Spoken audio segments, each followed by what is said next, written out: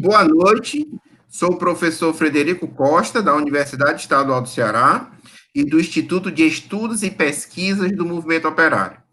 Estamos aqui para mais uma live com o nosso convidado, que é o professor Fábio Sobral, professor da Universidade Federal do Ceará, economista, filósofo e grande lutador pelos interesses das classes trabalhadoras do Brasil e do mundo.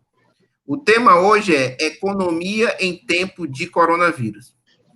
Como é praxe do nosso programa, da nossa proposta, a gente procura ver os fatos dentro de processos históricos, econômicos, sociais, mais amplos e mais profundos, com o objetivo de, a partir dessa reflexão, fazer uma intervenção concreta na realidade. Né? Então, estamos aqui com o Sobral, né, que, além de tudo isso, eu considero um grande amigo meu, né? Nos conhecemos há mais de 3 décadas, nos conhecemos lutando contra os resquícios da ditadura militar, e é muito bom reencontrar um camarada como Sobral, que ainda continua na mesma trincheira, né, ao lado dos trabalhadores, né, e com uma reflexão científica e profunda da realidade. Isso é interessante, né? Objetividade científica não é contrária aos interesses sociais da maioria do povo brasileiro. Bem, Sobral, seja bem-vindo ao nosso canal do GEPOST TV, certo? E eu vou começar logo com uma pergunta, certo? Que é uma pergunta que eu não sei, que já é para ser uma palestra, né? Mas qual é a natureza da crise atual? Todo mundo fala que tem crise, seja neoliberal, seja keynesiano, seja de esquerda, seja de direita. Você pode nos dar o contorno e os fundamentos, o que é que caracteriza a crise que atualmente estamos passando? Boa noite, Fred. Boa noite a todas e todos que nos acompanham, estão nos ouvindo. Realmente é um prazer enorme, né, reencontrá-lo, e a nossa amizade realmente, não precisa dizer o tempo, não, mas de fato estamos no mesmo lado da trincheira sempre. E isso é importante, porque não há como deixar, além da ciência que você já relatou, não há como deixar de nos emocionarmos com o sofrimento humano. Né? Nós não podemos ser coniventes com o sofrimento humano. Quer dizer que nós vamos resolver, né, conseguiremos resolver. Tomara que sim, mas não deixaremos de lutar para que o sofrimento humano seja extirpado da face da Terra, né? O sofrimento de vários tipos. Bem, a natureza da crise realmente é enorme o tema. Eu vou começar mais ou menos em 1971, 72, certo? Ali em 71, o governo dos Estados Unidos transformou o dólar em uma outra coisa. Transformou o dólar em papel pintado que tinha fluxo universal. Ali surge uma coisa que um autor americano, Michael Hudson, chama de superimperialismo, né? Uma força imensa do setor financeiro, de corporações, e essas corporações com o seu poder foram estabelecendo uma nova forma de organização do capitalismo. Ao mesmo tempo, o capitalismo passava ali, naquela época, por uma crise energética. Os preços do petróleo subiram, né? Viria a primeira crise do petróleo, depois a segunda. E aí o lucro das grandes empresas capitalistas e das grandes corporações caiu. Para repor o lucro, o que é que foi feito? O governo Nixon, articulado pelo seu secretário de Relações Exteriores, né, lá nos Estados Unidos não tem ministro, o Henry Kissinger, fez um acordo com a China para transferir parte da produção industrial americana para a China, obtendo, assim, enormes vantagens que a gente chama, né, a partir da obra do Marx, de mais-valia. Ou seja, pagar salários muito baixos e obter uma produtividade muito alta, e aí obter uma enorme taxa de lucro nessa transferência. E a China foi recebendo esses investimentos capitalistas, principalmente de americanos, mas depois europeus também, e foi se desenvolvendo esse parque industrial, ao mesmo tempo que ela foi conhecendo as tecnologias utilizadas. Havia acordos em que a China recebia, qualquer fábrica que entrasse era obrigada a entregar, repassar a tecnologia a fábricas chinesas, né? Então, as fábricas chinesas não podiam concorrer no mercado internacional, mas poderiam produzir internamente. E aí a China vai se desenvolvendo nesse mecanismo. Quer dizer, isso está baseado numa obra do Marx, no Capital, em que ele diz assim: o capitalismo tem uma tendência a que a sua taxa de lucro caia ao longo do tempo. Isso não é só o Marx que fala, vários autores já falam, por exemplo, David Ricardo falava, antes do David Ricardo, Adam Smith falava. Então, há uma tendência no capitalismo a que a taxa de lucro caia. O Adam Smith achava que era por excesso de concorrência, o David Ricardo achava que era por problemas de protecionismo. O Marx não, o Marx diz, olha, a taxa de lucro no capitalismo cai porque os capitalistas concorrendo entre si aumentam a proporção de máquinas e exploram pessoas intensamente, mas exploram menos, certo? Exploram menos, né?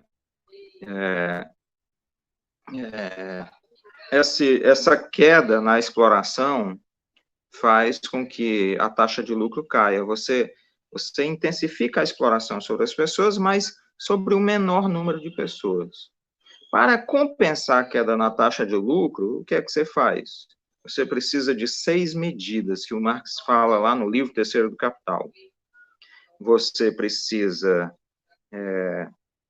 aumentar o grau de exploração da força de trabalho, você precisa reduzir salários, você precisa reduzir preços de matérias-primas e máquinas, você precisa de um mercado mundial maior, você precisa aumentar o mercado de ações, ou seja, o mercado financeiro, como a gente chama hoje, e tem uma das medidas que eu sempre esqueço, né? Então, o capitalismo, a partir dos anos, isso começa nos anos 70, a queda da taxa de lucro, ele começa a entrar em crise, quer dizer, o capitalismo tende naturalmente à crise por conta disso. Aí entra outro aspecto que é o da crise energética, aí ele transfere essa produção para a China, aumenta os seus lucros de novo, mas isso, para sustentar tudo isso, ele precisa ampliar o mercado financeiro e criar um mecanismo de papéis, de títulos da dívida pública. O governo americano começa a ser financiado com títulos da dívida pública, que se tornam muito acima da produção de bens reais, e o mercado financeiro acumula uma enorme soma de papéis podres. Então, você tem uma crise no mercado financeiro que estoura de vez em quando, estourou lá em 2002, na crise das empresas de alta tecnologia, da chamada Bolsa Nasdaq de Nova York. Lá em Nova York tem duas bolsas, né? A Bolsa de Valores e a Bolsa Nasdaq, que negocia empresas de alta tecnologia. Lá em 2002 estourou a chamada crise.com, né? E depois, 2008, veio aquela crise gigantesca. Os governos, para sustentar os bancos deviam uns aos outros. Quando um faliu, aquele Lehman Brothers faliu, ele deixou de pagar esses aqui. Ao deixar de pagar esses deixavam de pagar esses outros. Então, ia começar uma reação em cadeia financeira E o que é que os governos fizeram? Os governos compraram e saíram pagando as dívidas dos bancos entre eles, né? Os governos se endividaram para sustentar os bancos que ainda não tinham falido. Dessa crise financeira não se resolveu. De 2008 para 2020, os governos precisam constantemente lançar dinheiro no mercado financeiro. Antes de começar a crise sanitária, desde mais ou menos setembro do ano passado, o mercado quase explode em crise em Nova York. Foi preciso, o Banco Central Americano toda semana jogava 50, 55 bilhões de dólares para sustentar por semana. Segunda-feira ele jogava o dinheiro, né, entregava o dinheiro aos bancos. Agora isso ultrapassou, eles começaram aí, há umas 3 semanas, lançaram 1,5 trilhão, depois prometeram 2, foram para 2, depois 4, então já se falava em 8, e ultimamente, nessa semana, eu vi falar em 11 trilhões que pode ser jogado no mercado financeiro para que ele não exploda. Certo? Então, você tem diversas crises. Uma crise da produção, porque o capitalismo precisa explorar o trabalho humano, né? Eles vinham mentindo sobre isso, de que o trabalho humano não é tão importante, agora a gente vê o quanto é, né, nessa crise sanitária.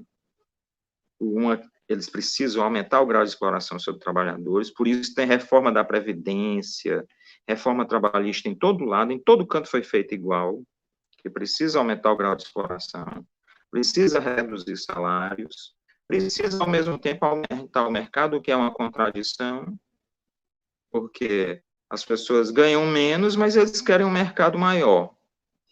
E isso não bate muito bem. Certo? Há uma crise financeira, né, e há uma crise agora ambiental e sanitária, porque o planeta Terra foi aquecendo. Então, você tem uma conjunção de crises.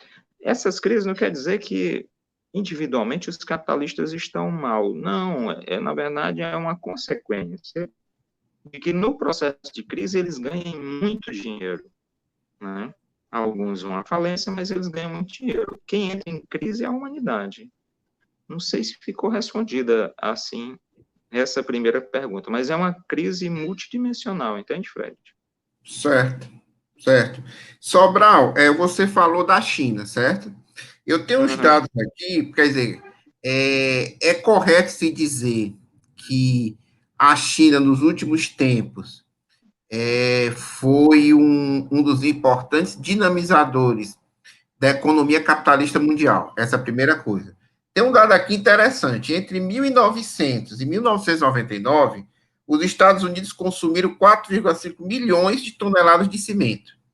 Entre 2011 e 2013, a China consumiu 65 milhões de toneladas de cimento. Ou seja, em 2 anos, os chineses consumiram 45% mais cimento do que os Estados Unidos ao longo de todo o século anterior.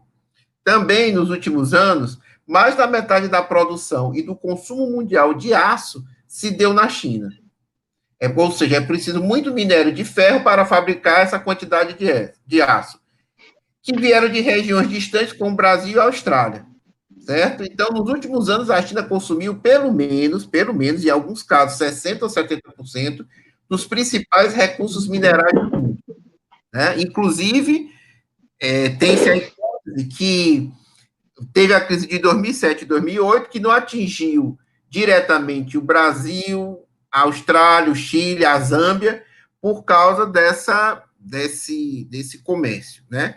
Então, a partir do momento que a economia, a taxa de crescimento do produto interno bruto da China, pelas próprias leis, como você colocou, né, do capitalismo, o ritmo diminuiu, né? Esse é um acelerador da crise ou não, né? Acrescido aqui, o coronavírus vamos dizer assim, obscureceu o último fato que até você comentou, não foi? Que foi a questão da crise do petróleo, Rússia e Arábia Saudita.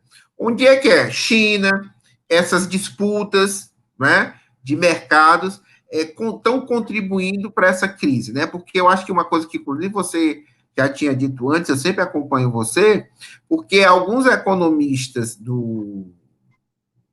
do setor dominante, dos burgueses, querem jogar a culpa da crise no coronavírus. Mas, pelo que eu tenho acompanhado, a crise já estava se desenvolvendo, se consolidando, e um dos elementos foi esse que você colocou, que da importância da economia chinesa. Como é que você vê isso? Bem, a crise já estava se desenvolvendo, né? Vamos analisar um pouco assim o Donald Trump. O Trump percebeu a queda da taxa de lucro nos Estados Unidos. E para isso, inclusive, reduziu salários, ampliou benefícios para setores mais ricos, né? Estimulou a produção interna, e isso fez crescer o emprego, mas com baixíssimos salários, né? Baixos salários dentro dos Estados Unidos. O que é que acontece? Acontece que ele, ao mesmo tempo, começa uma guerra comercial com a China. Um dos fatores que eu falei, né, são 6 fatores, eu lembrei de 5. Um dos fatores é aumentar o mercado mundial. Quando ele bloqueou o mercado mundial, ele financiou uma fonte, como dizer isso, cortou uma fonte importante de lucros, certo? Ou seja, vamos dizer que uma empresa americana deixe de receber, como a Apple, né? Ela deixa de receber os materiais que vêm da China. Então, o preço sobe muito do aparelho. Ao subir, a taxa de lucro dela cai. Entende? Então, ele provocou uma queda na taxa de lucros. Ao mesmo tempo, o mercado financeiro não tinha se recuperado totalmente de 2008. Porque, como eu disse, um banco saía devendo ao outro. Certo? Eles ficavam inventando papéis, e um banco devendo ao outro. Ao dever ao outro, eles iam elevando o risco, porque o endividamento cresceu mutuamente. Os Estados Unidos, o governo dos Estados Unidos funcionou, então, como se fosse o garantidor das dívidas entre eles. Mas eles não limitaram essas dívidas. Então, as dívidas continuaram crescendo, tá entendendo? Era para explodir em 2008. Sei. Né? Era para explodir, porque os bancos devendo cada vez mais. Aí o governo americano joga dinheiro e não diz assim, olha, está proibido a elevação do endividamento a partir de agora. Não, o endividamento continua a crescer e mais dinheiro sendo necessário. Então, eles rolaram uma dívida para mais adiante. E isso foi avisado num seminário do FMI em Washington, em outubro do ano passado. Né? O tema central foi a crise que vai vir em 2020. Entende? Eles já estavam prevendo essa crise financeira, talvez nas mesmas proporções da de 2008 ou maior. Aí a China, ao mesmo tempo, a China espertamente percebeu que precisa se tornar independente dos Estados Unidos nesse mercado mundial, certo? Ela tem alguns problemas. Quais? Você foi justamente no ponto mais... Um dos calcanhares de Aquiles da China, certo? Que é a de matérias-primas. A China produz 1/3 do minério de ferro que precisa, mas é pouco. Outro terço é produzido pela Austrália. E o terço final pelo Brasil. Só que Brasil e Austrália estão dominados por uma proximidade com os Estados Unidos que pode cortar aqui, certo? Então, a China fica muito dependente de países que não são aliados seguros, né? O que é que ela faz? Esse é um dos motivos do golpe aqui no Brasil, inclusive, certo? Então, o que é que ela faz, a China? Ela inaugura um enorme sistema de evolução do comércio pelo interior da Eurásia, né?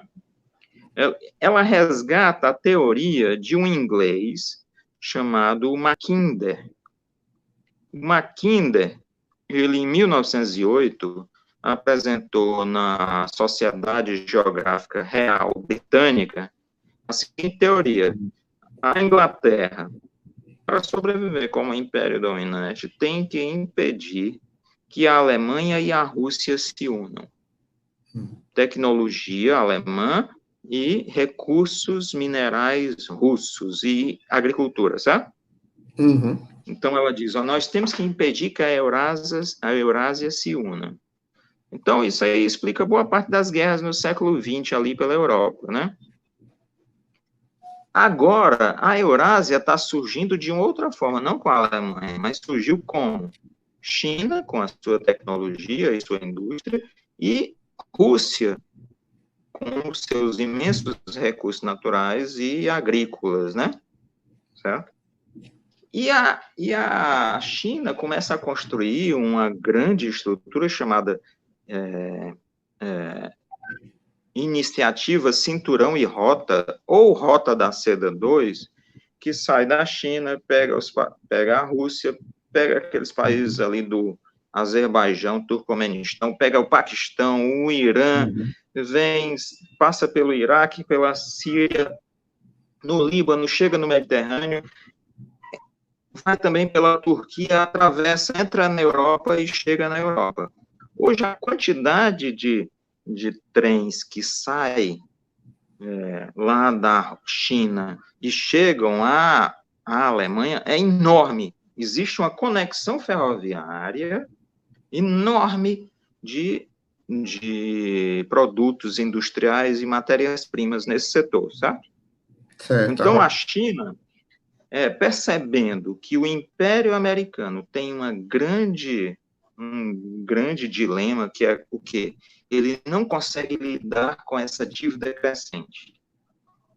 Certo? Seria preciso, vamos fazer assim, como se um computador deu problema, precisa reiniciar, né?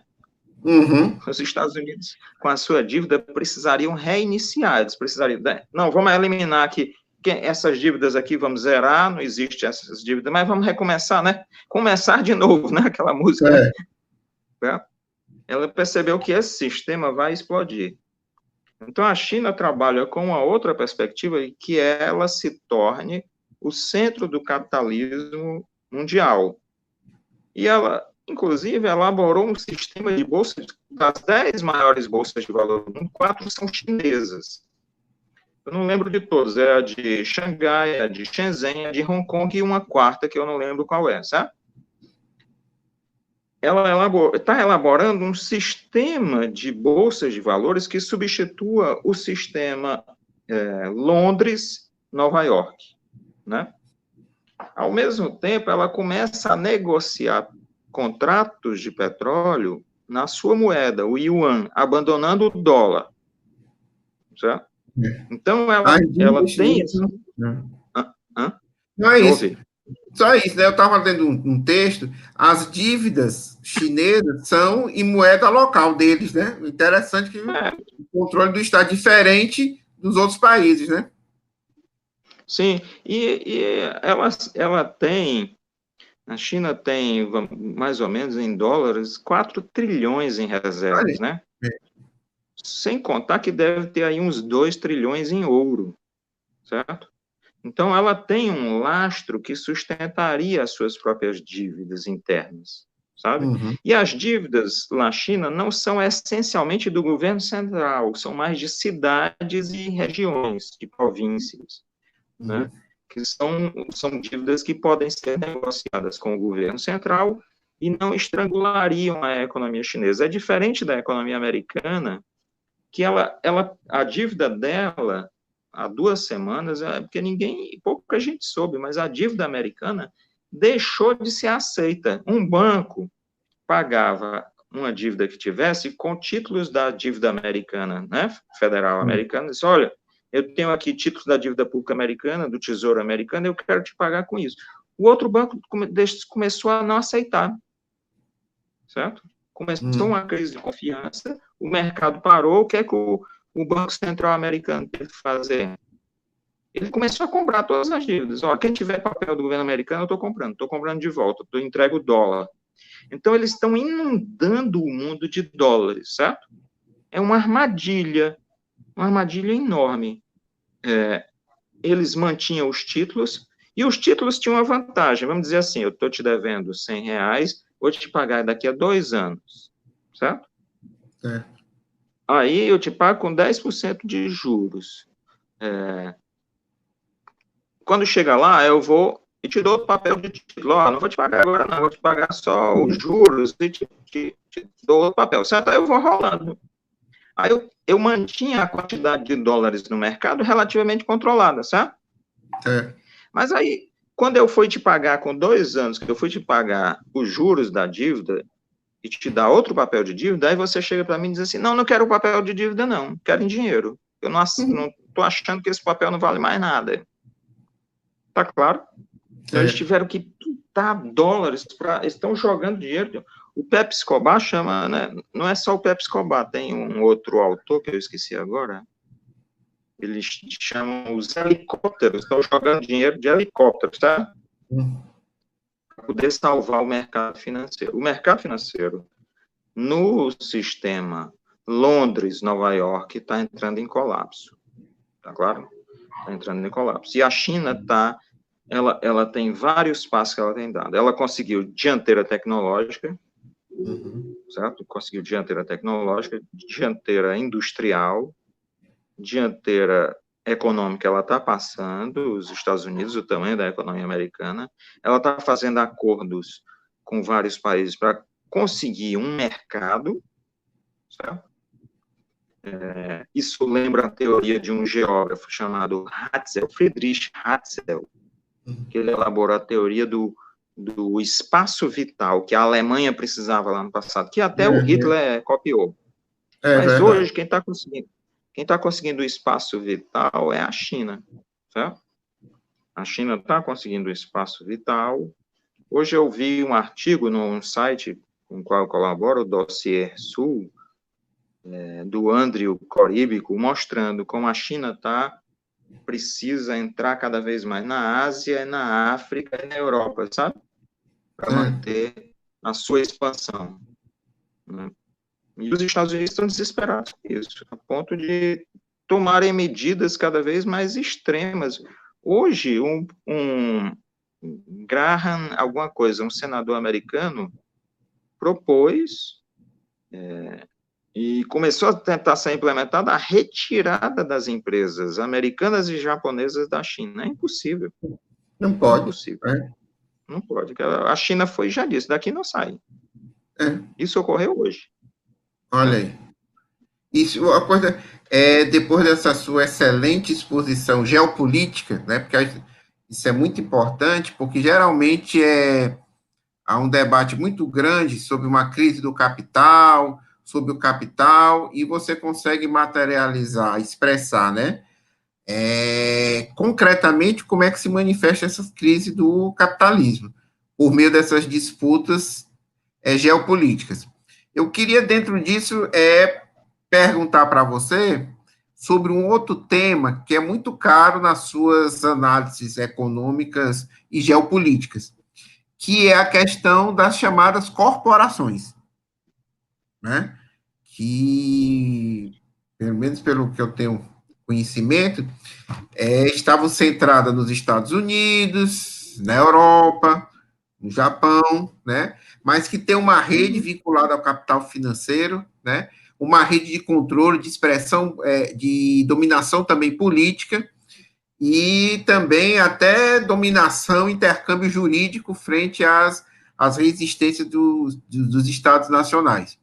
Como é que fica essa questão das corporações em um cenário de crise, certo? E não só no cenário de crise, no cenário de crise e de disputas geopolíticas, né, entre a China e os Estados Unidos. Como é que você está vendo isso hoje? Eu recomendo o texto. É um texto que tem muito matematizado, mas a pessoa pula a parte matemática, se não gostar de matemática, e dá para entender. É um texto da professora italiana Stefania Vitali, do James Glatfelder e Stefano Battistoni.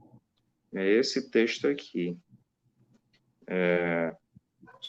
A rede de controle corporativo global, certo? Ele é um texto em inglês, mas se você abre no Google, em cima tem 3 pontinhos, você aperta, aparece traduzir, aí você aperta português, e consegue ler, são boas traduções, sabe? É esse aqui, a Rede de Controle Corporativo Global. Eles três elaboraram um estudo mostrando que 148 corporações dominam 40% da economia mundial. Tá?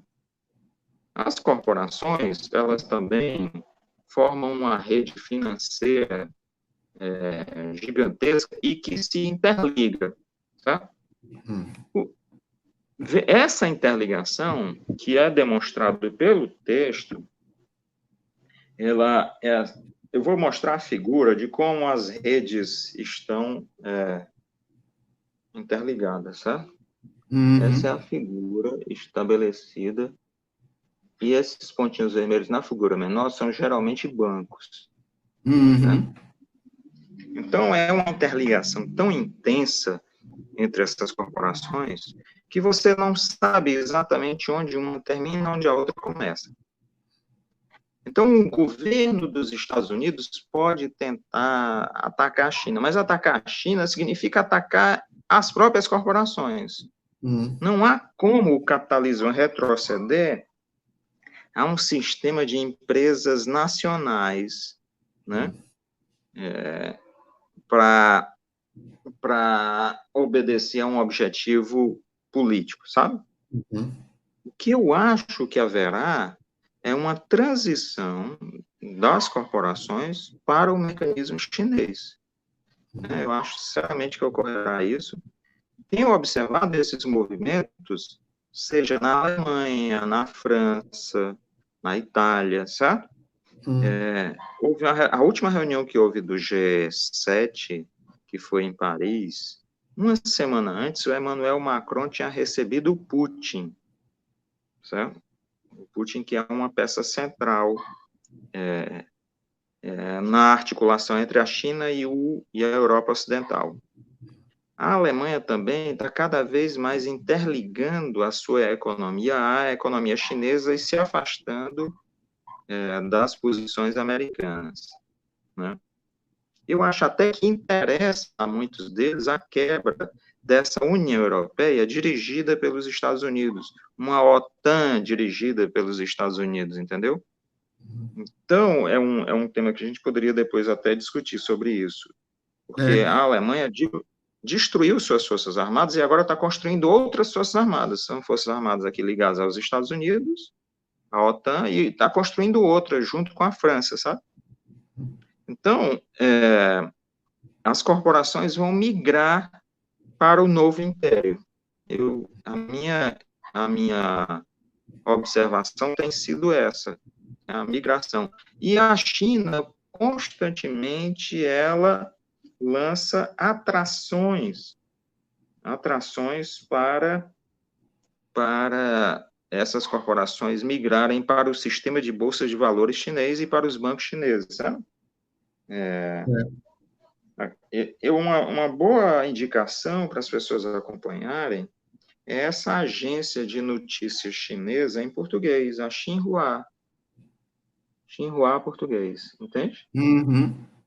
Boa parte das informações que eu consigo sobre a China, nessa Xinhua e no jornal que é feito, acho que em Hong Kong, chamado Asia Times, certo? Asia Times, né? Então, o que a gente tem observado, o que eu tenho observado, deixa eu ver aqui, o Asia, não abriu o Asia Times, não sei por quê. O que eu tenho observado é que a China tem tentado atrair o mundo corporativo para o seu controle, certo? E como a taxa de lucro nessa área da Rota da Seda vai crescer muito, né? Porque é um sistema que sai da Ásia, ali na costa asiática, né? A única nação que não está entrando é a Índia, né, nesse sistema. Mas sai da costa asiática, entra pelo Golfo Pérsico, vai pelo Mar Vermelho, entra pela Europa, entra pelo Mediterrâneo, entra na Europa e vai avançando na África, é um mercado gigantesco que as corporações não poderão desprezar. Não sei como isso se desenvolverá, porque o setor financeiro americano vai reagir de forma muito brutal, sabe? Muito Uhum. brutal para tentar impedir isso, com boicotes, com guerras, né? A minha teoria que eu venho defendendo há algum tempo é de que o Brasil é central nisso, Uhum. porque se os Estados Unidos boicotarem a China, fechando o comércio brasileiro, a China fica sem eu vi o dado de um site chinês de que é 70% da soja consumida na China, mas eu não pude confirmar, certo? Uhum. 70% da soja consumida na China viria do Brasil, né? Mas se não for 70%, mas é um número grande. 48% de todas as exportações de soja do Brasil vão para a China, Olha aí. né? Então, se você bloqueia a soja, então você bloqueia a comida. Se você bloqueia a carne, se você bloqueia o petróleo, o segundo produto da pauta de exportações do Brasil para a China hoje já é petróleo bruto, certo? Óleo cru. E o minério de ferro, que, como eu falei, é um terço das siderúrgicas chinesas, um terço de todo o minério de ferro consumido pelas siderúrgicas chinesas vem do Brasil, certo? Então, o Uhum. Brasil é central para bloquear esse plano chinês de expansão, de substituição do Império Americano pelo Império Chinês, vamos dizer assim. Um império de É. outra forma, porque não é um império diferente do britânico e do americano, não é um império militar. Na verdade, é a Sim, expansão de rotas comerciais. Tá? certo, certo. Isso. Entende? Sobrar uma coisa interessante, como é que isso se expressa, que você colocou, essa disputa, essa a redução da hegemonia e crise da hegemonia norte-americana se expressa culturalmente. Nesses dias de quarentena, eu estava assistindo um seriado, acho que é islandês, certo? E os caras estavam dizendo o seguinte: tinham que construir um porto, um seriado policial, aí o porto, a cidade estaria disputando. E era importante que quem ia fazer o investimento eram os chineses. Aí tem um momento muito rápido que o cara diz assim: mas como é que nós vamos fazer acordo com a China, com a China? Aí o cara que está defendendo, o prefeito, diz: mas a China, mas os Estados Unidos não valem mais nada, não. O negócio do mundo agora para ganhar dinheiro é China, é China. Então, para você ver como se expressa, né? Agora você colocou o Brasil nesse tabuleiro geopolítico mundial. Como é que você acha que se situa o capitalismo periférico brasileiro nesse contexto geral? Um capitalismo, vamos dizer assim, que, por exemplo, uma das características, não sei se você concorda com isso, é a nossa desindustrialização, certo? Uma das leis de funcionamento do capitalismo é a centralização e concentração do capital, tanto do ponto de vista mundial, que incide aqui, como com as suas mediações internas, né? O que expressa essa crise aí, essa quebradeira geral, né? Então, como é que você vê, como é que está localizado o Brasil nesse sentido, né? O Brasil, que ao mesmo tempo a gente nota, você está fazendo boas análises, excelentes análises sobre essas contradições do governo, né? Que ao mesmo tempo que você tem um discurso anti-chinês, aí depois vem a turma dos deixa disso, do Senado, ou até da vice-presidência, né? Que é farinha do mesmo saco, eu penso assim, mas que vê os interesses que o Brasil tem vinculado à China. Então, como é que você entende o Brasil nesse tabuleiro geopolítico e as tendências, né? Que eu acho que como a gente tem como referência o marxismo, né? Como você diz, né? Você não faz previsões, né? Mas a gente pode levantar possibilidades e tendências. Como é que você encara isso? Certo. O Brasil, eu concordo plenamente. O Brasil está vivendo uma desindustrialização, né? Quer dizer, a industrialização brasileira já era Uhum. periférica, porque era dependente, Uhum. não era capaz de produzir em setores chaves tecnologia internamente, né? era, em muitos casos, montadora de tecnologia externa, como no setor automobilístico. O Brasil aposta muito no setor automobilístico ao longo da sua história, e não, e onde ele conseguiu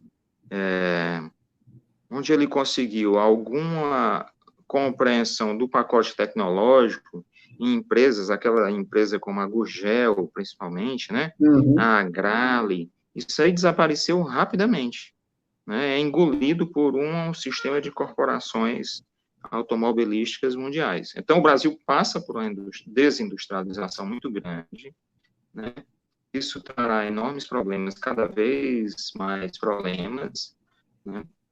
Aí eu divido o governo em dois grupos. Há aquele grupo que é ligado ao setor financeiro, a esse mercado mundial de commodities, Uhum.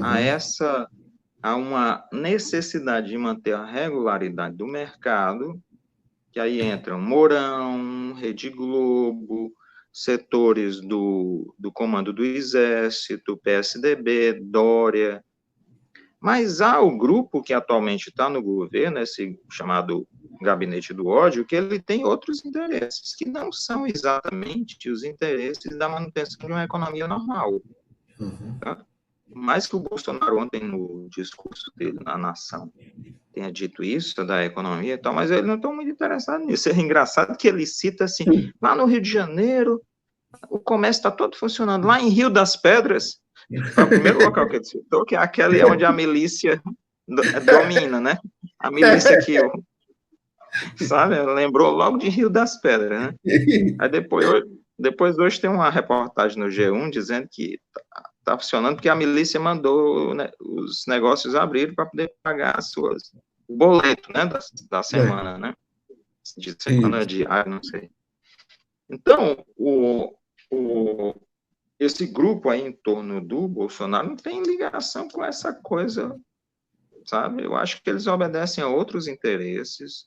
Você basta ver que o Eduardo Bolsonaro ataca constantemente a China, né? O Olavo de Carvalho ataca constantemente a China, né? O Ernesto Araújo também não, vamos dizer assim, desacredita a visão desses outros. O grupo bolsonarista é cada vez mais agressivo com a China. Aí eu comecei a me perguntar por quê? Deve ter esse pessoal, o agronegócio não é base eleitoral e política deles, né? Mas eu Isso. dizer, esse pessoal não está nem preocupado com isso, está obedecendo a outros interesses, a interesses americanos. Aos americanos interessa dilapidar o agronegócio brasileiro por dois motivos. Primeiro, porque eles são concorrentes do agronegócio. Se o Uhum. Brasil deixar de vender soja, eles passam a vender. Segundo, que a China passa a ter uma insegurança alimentar muito grande, dependendo dos Estados Unidos ou do Brasil, né? No caso da soja, Uhum. né? Sabe? Então, é uma, é uma, é uma insegurança que eles, chineses, estão preocupados. Eu vou mostrar a imagem de um armazém graneleiro que eles fizeram. Eu não sei se vai dar para ter a dimensão do tamanho. Mas olha, você está vendo lá atrás uns guindastezinhos vermelhos? São imensos. São imensos. Aí olha o tamanho do armazém. Armazém. Rapaz, o negócio aí é. Pois é. Deixa eu ver se eu mostro outra imagem. Isso aqui é segurança alimentar, certo? Então, você vê uma notícia dessa perdida, mas você sabe, né?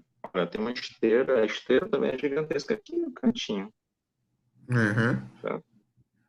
Ele é uma cidade de armazenamento de grãos. Esse pessoal está se preparando para abandonar o fornecimento de grãos vindo do Brasil. Eles têm, inclusive, aumentado as compras de soja da Argentina, Uhum. e depois que entrou o governo Fernandes, né, Uhum. eles aumentaram os negócios com a Argentina e as compras de soja da Rússia, né, para E poder se aquela substituir. plataforma. Isso. E aquela plataforma na África, que eles estavam tentando também abrir, não é?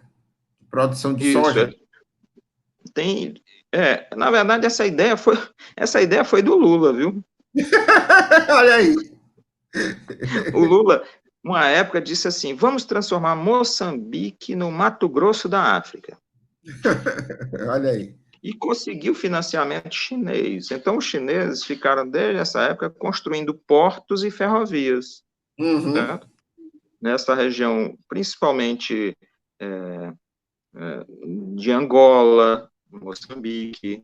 Essa semana, acho que segunda ou terça-feira, começou a chegar um enorme carregamento de tanques chineses vendidos à Nigéria, certo? olha. Tanques e canhões sobre esteiras, né? Uhum, Obuseiros, como se chama.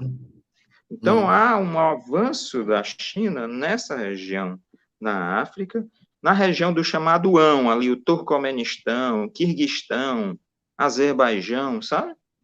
Para uhum, que aqueles campos, aqueles enormes campos, se transformem em campos produtores de cereais, né? Então, muita gente imagina assim, o governo Bolsonaro como sendo um governo regular. Não, nós não podemos ver esse governo como um governo regular.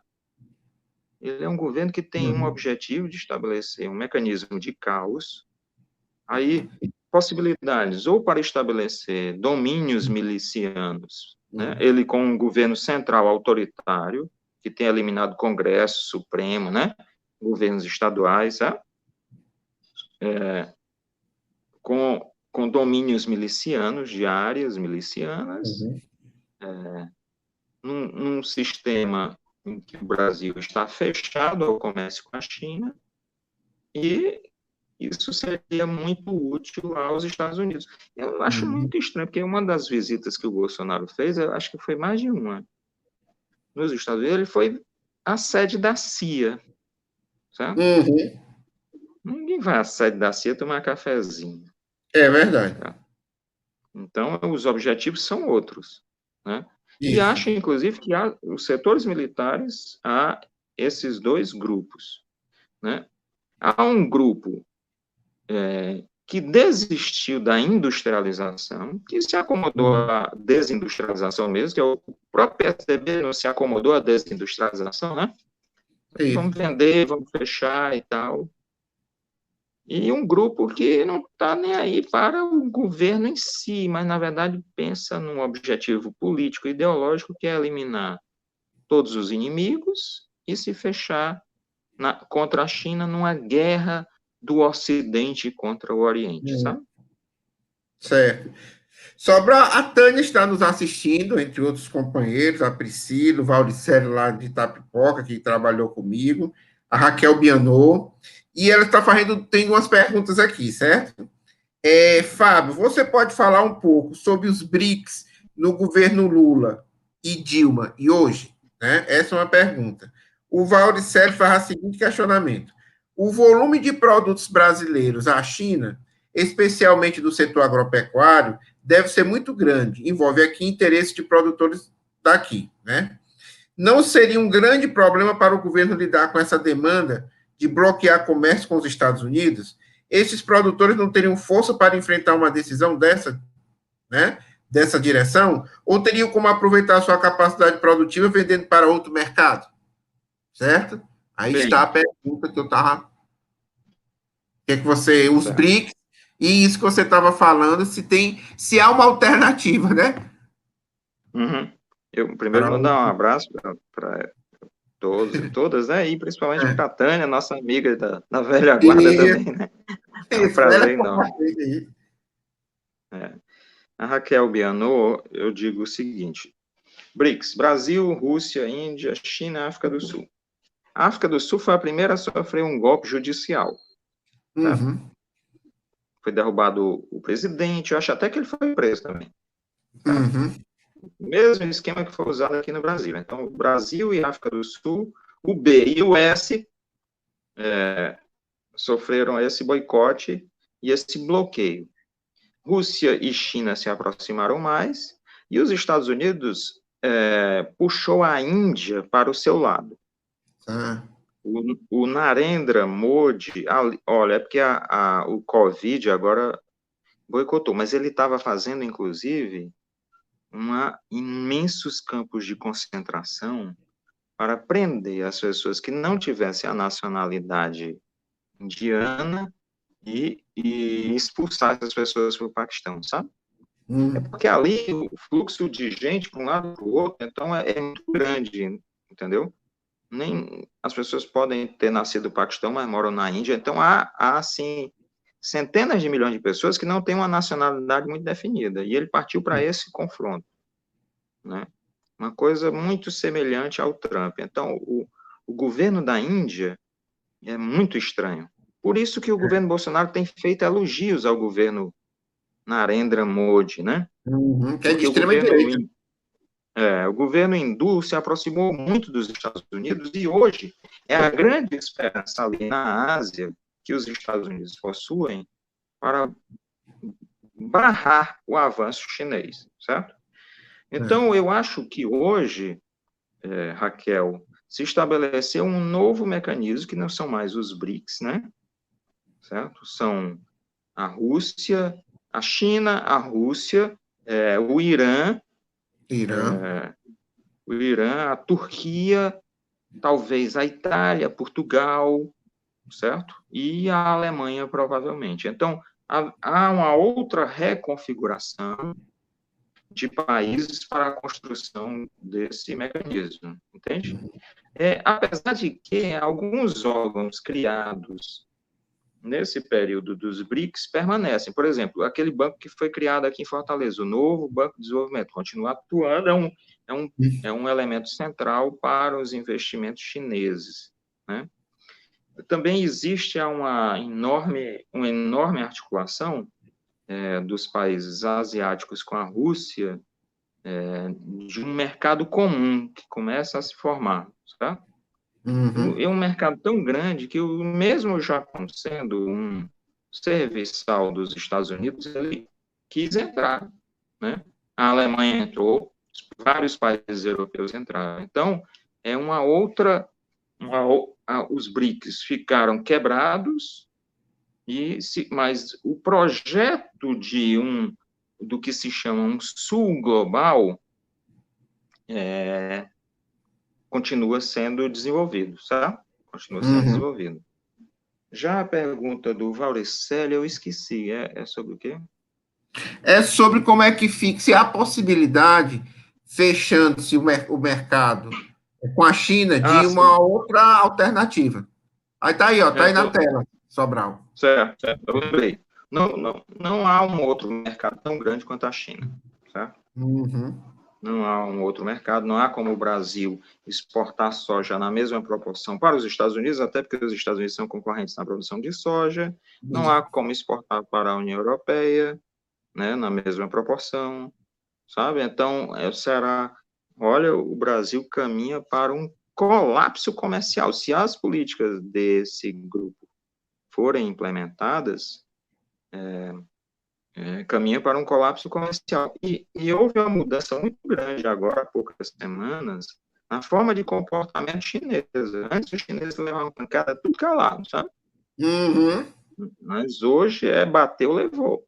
Então é um esquema de, sabe, inclusive de ameaça, assim, vocês não querem, né, certo? Depois daquela briga do Eduardo Bolsonaro, falando mal da China e tal, houve notícias de que o Bolsonaro teria ligado para o Xi Jinping e ele não atendeu. Sabe? É um sinal muito forte, né? É um sinal muito forte. E assim, ainda teve aquele abestado do ministro, né? Isso. Foi agir de forma racista e tal. Da educação. Da deseducação. Então, o Brasil, o objetivo do Bolsonaro não é um governo normal, já disse. Ele mesmo disse, num jantar lá em Washington, na casa do embaixador brasileiro, o que é que ele disse? Estava lá presente o Olavo de Carvalho, Steve Bannon, ele disse, eu vim para destruir. Isso. Certo? Exatamente. O Chacrinha dizia que ele estava para confundir, né? Mas o Bolsonaro, o capitão Corona, veio para destruir. Certo. Veio para destruir.